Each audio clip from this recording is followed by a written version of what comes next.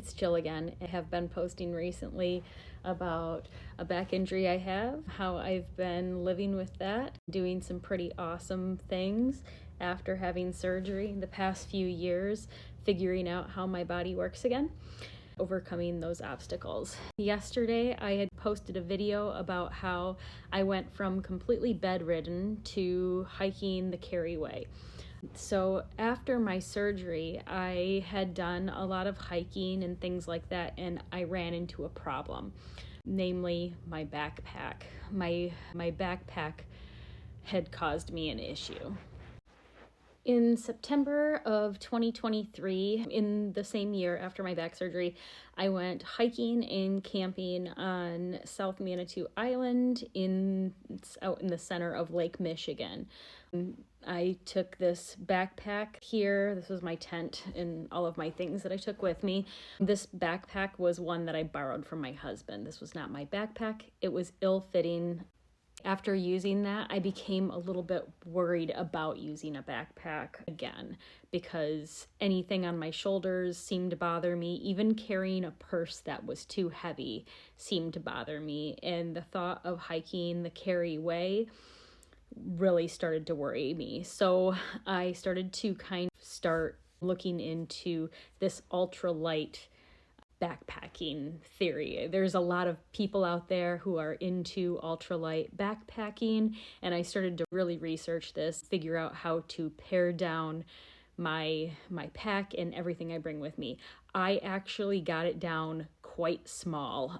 I would actually have to weigh everything in there, but I think that what I had with me weighed between 6 and 8 pounds, which even by ultralight standards is just insane. A lot of people probably don't even believe me.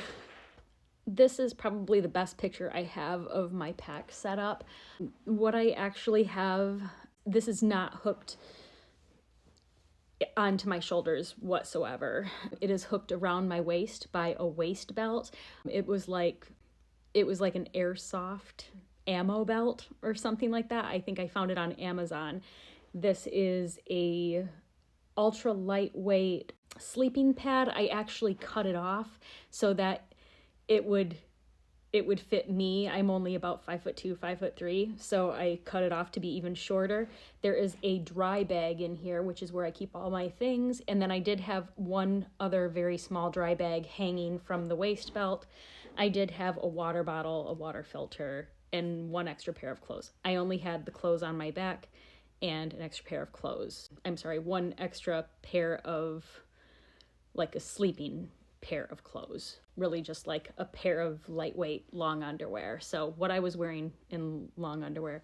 Most of the time I didn't carry food, which a lot of people thought was nuts too. I ate in the towns I was in, and then if I happened to have something extra left over, I would throw it in that little dry bag. So I really did not have a whole heck of a lot on me. I kept packets of, and that was it. Here's another look at my setup here. Most everything I wore was dry wicking. I had a rain jacket. It was a very light outdoor research rain jacket. And then I had a very light packable down jacket for under that. I was clean and dry the whole time. Not clean, but I was definitely dry and warm the whole way. I was there end of September, early October, so weather wasn't too bad. I think most people actually thought I was a little bit nuts in Ireland because they thought it was cold, but I'm from Michigan. It didn't seem very cold to me. Walking around during the day at the coldest seemed to be about like 50, 60 degrees, and that didn't bother me whatsoever. At night, I think the lowest it got was in the 40s or 50s, and that didn't bother me at all.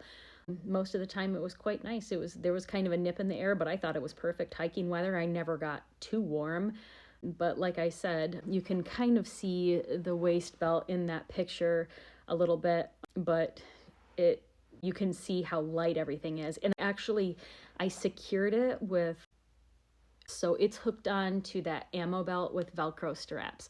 Like I said, in all, it was pretty lightweight. I was thinking about the ultralight backpackers and the things they carry. They'll even like cut off their toothbrushes to carry them with them. I actually ordered these things on Amazon, and apparently I found out they're prison toothbrushes because they're like 2 inches long.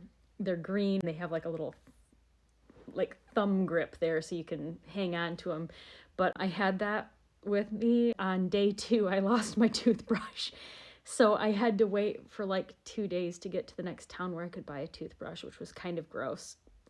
But I did try to brush with my finger. That was kind of the nastiest thing, but I mean, you gotta do what you gotta do.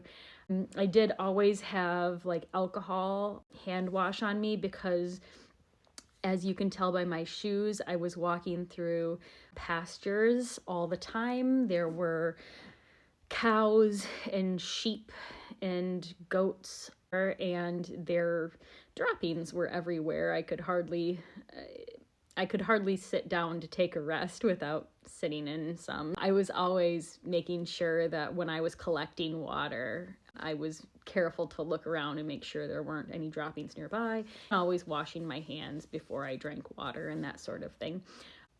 That was my setup, doing the ultralight backpacking camping thing through Ireland and doing it ultra lightweight because of my back.